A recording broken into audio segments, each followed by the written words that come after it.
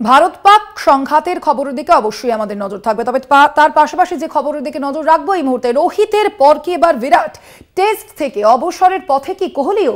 লাল বলের ক্রিকেটে আর খেলতে চান না বিরাট কোহলি, এমনটাই জানা যাচ্ছে সূত্র মারফত। আপনাদের জানিয়ে রাখি, সম্প্রতি আমরা দেখেছি রোহিতের ক্ষেত্রে এই বিষয়টি, এবং তারপরে কি এবার একেবারে রোহিত শর্মার পথেই হাঁটতে চলেছেন বিরাট কোহলি? সেই প্রশ্নই কিন্তু উঠছে। টেস্ট থেকে কি অবসরের পথে বিরাট কোহলিও?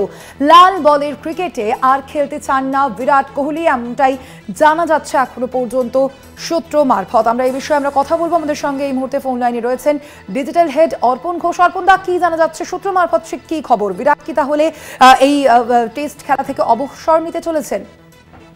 দেখো সোনালী, এখনো পর্যন্ত সেই রকমই ইঙ্গিত পাওয়া গিয়েছে। একটি সর্বভারতীয় সংবাদ মাধ্যম সেই সূত্রই দাবি করেছে যে রোহিতের পথেই হয়তো বিরাট, কারণ ইতিমধ্যে বিরাট কোহলি সূত্র মারফত জানা গিয়েছে যে বিসিসিআই কে জানিয়ে দিয়েছে লাল বলে ক্রিকেট তিনি আর খেলতে চান না।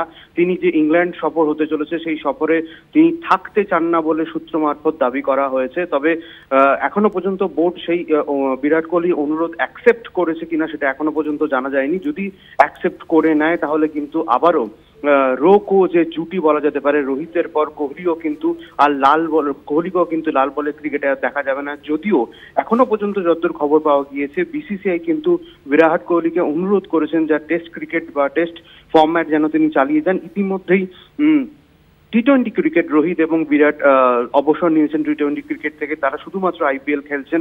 এবং রোহিত যেমন পরিষ্কারভাবে জানিয়ে দিয়েছেন তিনি আর অধিনায়কত্ব করবেন না এবং লাল বলের ক্রিকেট থেকে তিনি সরে এসেছেন, পুরোপুরিভাবে ফোকাস করতে চান ওয়ানডে ক্রিকেটে, এবং সেই দিকেই কিন্তু কোহলি এগোচ্ছেন বলে এখনো পর্যন্ত সূত্রের খবর।